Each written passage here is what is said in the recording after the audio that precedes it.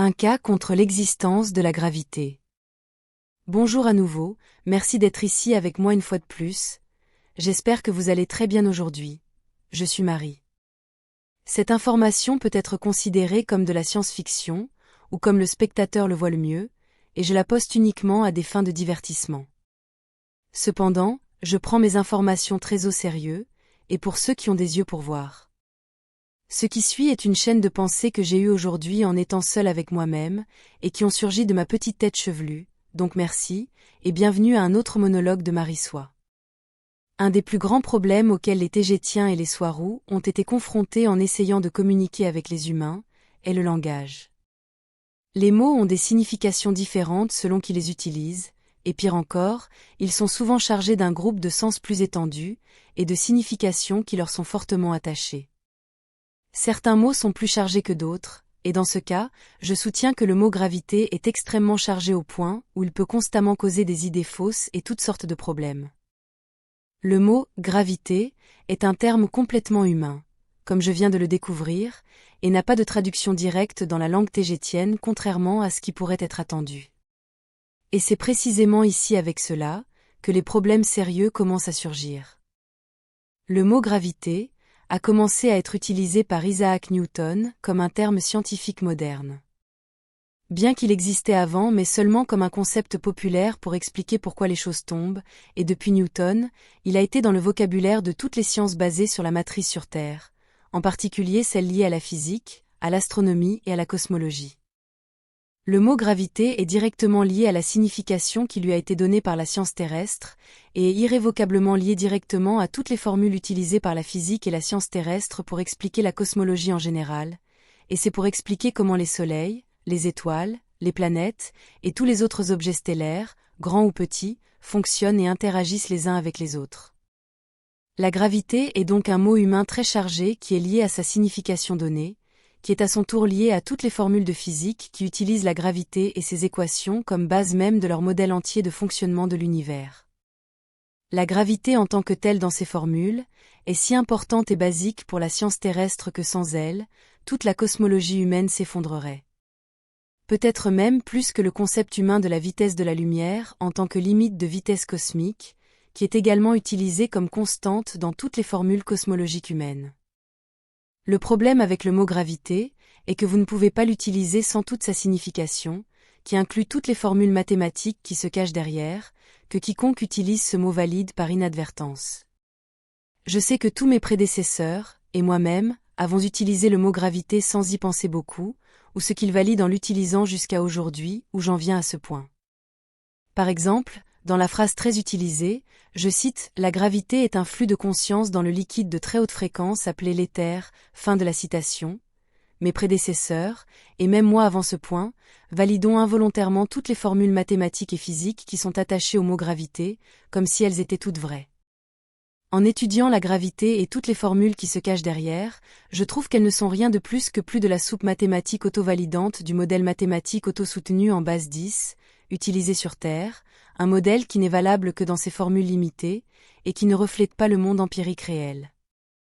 Lorsque l'on explique les concepts tégétiens avec des mots humains, cela doit être pris en considération sérieusement car je doute que le mot gravité en tant que tel soit le seul à poser problème.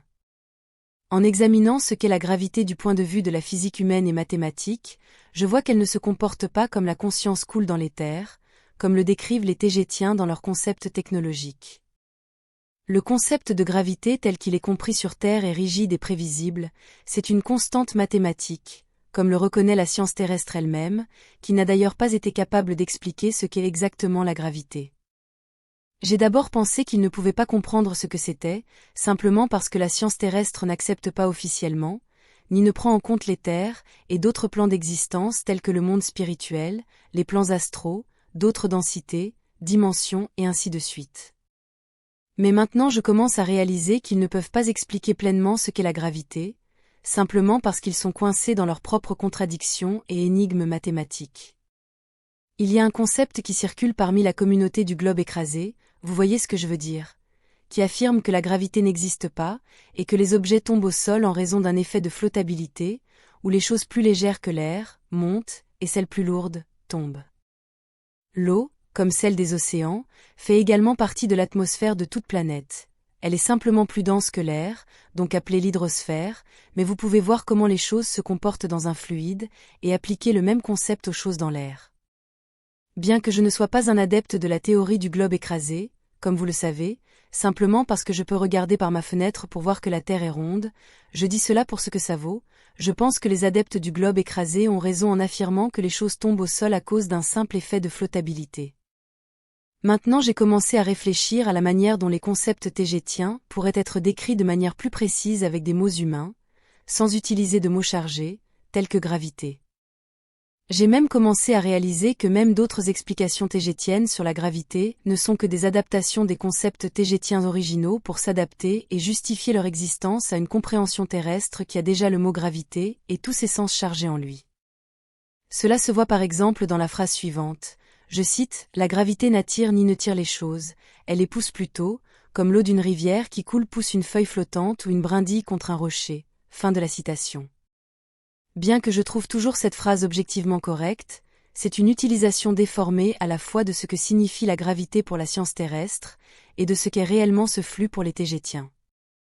Comme je l'ai dit plus haut, il n'y a pas de traduction du mot gravité dans la langue tégétienne, il n'existe tout simplement pas en tant que tel.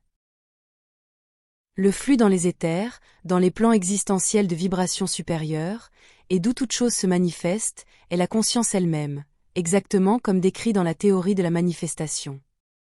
Comme je l'ai déjà dit, l'espace n'est pas vide, c'est un fluide ultra haute vibration, c'est l'éther lui-même, bien que l'éther ait également plusieurs niveaux vibratoires en lui-même, mais c'est un autre sujet. Les gens sur Terre sont formés et programmés pour penser à la conscience, à l'intention et à la concentration, simplement comme des termes subjectifs, davantage dans les domaines de la philosophie, et non comme des choses qui peuvent avoir une action directe sur les objets matériels. Ce qui n'est qu'une pensée dans le royaume matériel, est un objet solide ou une situation réelle dans un royaume existentiel plus léger, comme les plans astraux supérieurs d'où tout est manifesté.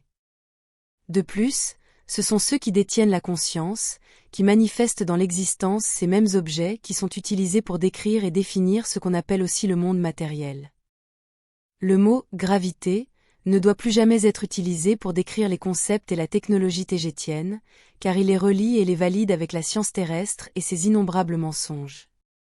Autant que j'ai pu voir et réaliser, la gravité telle qu'elle est décrite sur Terre n'existe pas, car c'est simplement un de ces concepts mathématiques auto-validants qui soutiennent la matrice sur Terre, et par conséquent, maintiennent l'esprit des gens emprisonnés là-bas. Ces formules très logiques, hautement convaincantes et persuasives, ne sont valides que lorsqu'elles sont vues du point de vue limité des sciences terrestres et de leur compréhension, mais ne reflètent pas le monde extérieur qu'elles entendent expliquer. Lorsque la gravité est utilisée en physique pour expliquer les mouvements astraux, elle se contente d'expliquer certains des facteurs impliqués dans la dynamique et la relation entre les objets stellaires, donc les équations de la gravité sont parfaitement valides, mais limitées, aussi elle n'explique pas toutes les interactions énergétiques entre ces objets stellaires.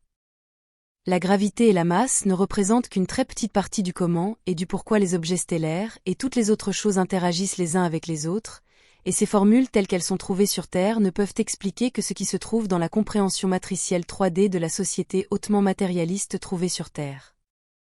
Et ne parviennent pas à inclure toutes les interactions que ces objets stellaires ont les uns avec les autres à travers et dans d'autres plans existentiels tels que les royaumes astraux. Et ces royaumes astraux sont le point d'où toutes les choses sont créées et manifestées, donc ils sont extrêmement importants à prendre en compte si ce que nous voulons est vraiment comprendre la cosmologie. Les constantes fixes et immuables comme les formules qui définissent la masse et la gravité, ne peuvent pas décrire tous les aspects de la conscience hautement malléable qui façonnent les choses en une réalité concrète, une réalité telle qu'elle est vue du côté existentiel et matériel. Ce qui maintient tous les objets astraux, tels que les étoiles et les soleils, les planètes et les lunes, tous ensemble dans une danse éternelle de mouvements coordonnés, est un équilibre parfait et un équilibre des forces cinétiques, comme l'inertie, et sont tous manifestés et maintenus ensemble par le puissant flux d'intention, de conscience que nous générons tous en tant que partie de la source et en tant que source elle-même. Certaines parties de ce flux peuvent ressembler à ce qui est décrit par le mot gravité, mais la plupart des autres parties et comportements du flux de conscience ne se comportent pas comme la gravité est décrite. La gravité est fixée avec des formules mathématiques prévisibles, elle est rigide et inflexible, même en tant que concept, car elle est considérée comme une constante, alors que la conscience en tant que flux ou comme elle peut être vue, est dynamique et toujours changeante. Il ne pourrait pas y avoir quelque chose de plus malléable et flexible que la conscience, ou ce ne serait même pas la conscience. La gravité n'est pas un flux de conscience dans l'éther. La gravité est un concept humain qui n'existe même pas dans les cultures interstellaires avancées comme celle des Tégétiens. C'est la conscience qui est un flux dans l'éther, et d'où combiné à une intention focalisée et à des harmonies appropriées d'une fréquence, est ce qui crée tout dans le monde matériel, toute matière en tant que telle, et c'est aussi ce qui maintient les objets stellaires et cosmiques dans leurs orbites et avec leurs relations entre eux, ainsi que tous leurs mouvements et ainsi de suite. Je n'utiliserai plus le mot gravité pour décrire les concepts tégétiens. Je suis tout à fait convaincu qu'il n'y a pas de gravité, certainement pas en tant que force, encore moins en tant que particule ou autre théorie douteuse, qui sont à la limite du dogme matérialiste. Ce n'est même pas une question de l'esprit sur la matière comme beaucoup le disent, mais de réaliser qu'il n'y a pas de matière en tant que telle, car c'est juste une illusion de l'esprit et de tous les êtres sensibles avec une âme qui en réalité ne sont rien d'autre que des âmes manifestant leurs idées, qui se reflètent dans le soi-disant monde matériel. Même le simple concept d'un globe écrasé peut être une réalité pour ceux qui suivent cette tendance, car c'est leur expérience consciente, leur choix et leur compréhension. Mais même s'ils prouvent que la planète est écrasée pour eux-mêmes, cela ne s'applique pas à d'autres qui, dans des termes égaux, peuvent prouver que c'est une sphère. Il n'y a pas de réalité concrète, ni une vérité ultime. La vérité est toujours relative au niveau de conscience et de compréhension de celui qui l'expérimente. Tout est basé sur des points de vue et des attachements à des idées et des concepts qui finissent souvent par définir l'identité des personnes qui les ont développés ou auxquelles ils se sont attachés. C'est pourquoi il est si difficile pour eux de laisser partir ces concepts lorsque de nouveaux et meilleurs apparaissent car ils le prennent personnellement. La réalité est toujours une chose relative, mais la quête n'est pas vraiment de trouver ce qui est la vérité ultime car cela n'a aucune valeur existentielle réelle. Ce qui importe vraiment c'est comment nous apprenons à nous entendre malgré nos différences d'opinion et de points de vue, et comment nous pouvons utiliser toutes ces différences d'opinion pour enrichir notre compréhension de tout cela, et de nous tous. En fin de compte, toutes ces opinions et points de vue, aussi différents qu'ils puissent être, finissent par nous définir tous et façonner qui nous sommes. Il n'y a pas de gravité en tant que telle. Tout ce qui existe, c'est la conscience. Tout est esprit, et l'esprit qui compte vraiment pour vous est celui que vous devriez respecter le plus est votre propre esprit, car c'est votre expérience et rien ne peut nier que vous la vivez. Mais toutes les expériences et points de vue qui ne sont pas les vôtres et que vous ressentez comme étant contre ou opposés aux vôtres, définissent qui vous êtes, autant que ces idées et concepts que vous chérissez le plus, sinon plus. Prenez soin de vous tous, puissantes graines d'étoiles créatrices de monde. C'est tout pour aujourd'hui, et à la prochaine fois. Comme toujours, merci d'avoir regardé ma vidéo, et d'avoir liké, partagé, et de vous être abonné pour davantage, et j'espère vous voir ici la prochaine fois. Avec beaucoup d'amour, votre amie, Marie Soiroux.